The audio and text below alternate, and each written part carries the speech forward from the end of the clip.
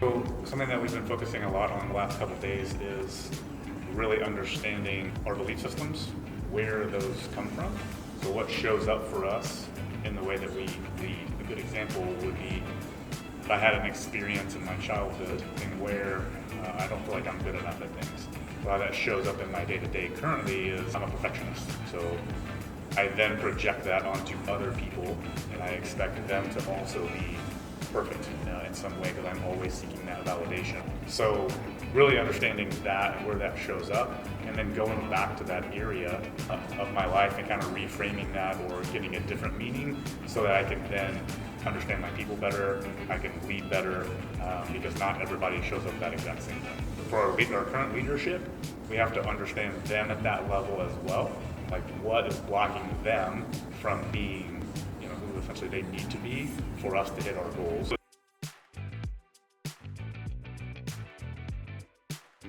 We think a little bit about what kind of challenges 2025 is going to put against us as leaders. I think there's going to be more of the same that we've experienced in 2024, but I think that the speed of business is going faster.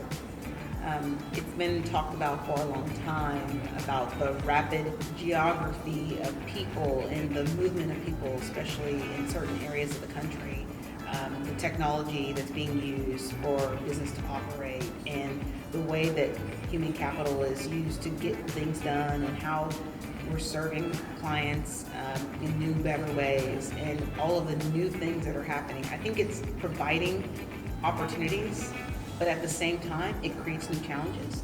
And navigating all of that is going to come down to how in touch leaders are with their people and their ability to listen to their people, take feedback, and then really provide the kind of work environment and the kind of work that has meaning. Because ultimately, I think the opportunities for really great individuals to go out and choose a place to work, I think there's lots of places for them to choose from, because I do think that there's going to be a tightening of the market when it comes to talent, even more than there's been normally. So if we're looking at what do we need to be in front of, we need to be connecting with our people, we need to be listening, and not really look at the things that they give us as feedback as negative, but really try to see it as the positive thing that it is, because I think that they'll help shape our world and our individual companies. I think they'll shape our world to be much better, and that's going to be awesome.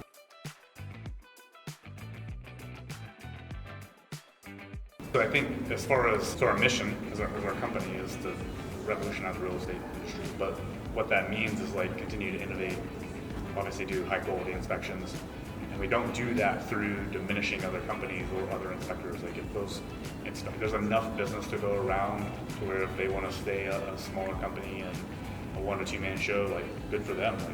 Like we want to support them however we can, but if they also want to come with us and drive the industry forward, that's what we're looking to do. But we're trying to essentially a rising tide lifts all ships. So we're trying to make the industry better so that those smaller companies, the newer inspectors coming into the industry, if they want to run their own company, they have kind of a vision to follow on what an inspection should look like, how to build a bigger company if they so choose.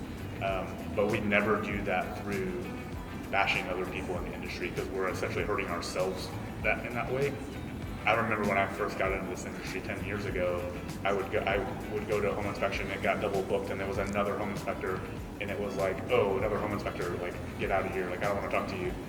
But I was always like, hey man, like, let's talk, let's figure it out, you know? like we'll figure out who's doing this inspection, you know? And that's what our culture is like internally. So when we bring inspectors on, I would say the biggest thing that attracts our inspectors is the backing that they have from other home inspectors, because we're only as strong as our least experienced inspector.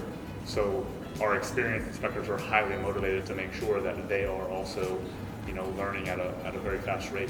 It's almost like a brother or sisterhood of home inspectors that we've kind of created, where you can come in and have support, which if you're out there by yourself, you don't have that. It's kind of a lonely job. So we've been able to create that internally, which I think is super helpful for especially newer inspectors, for sure.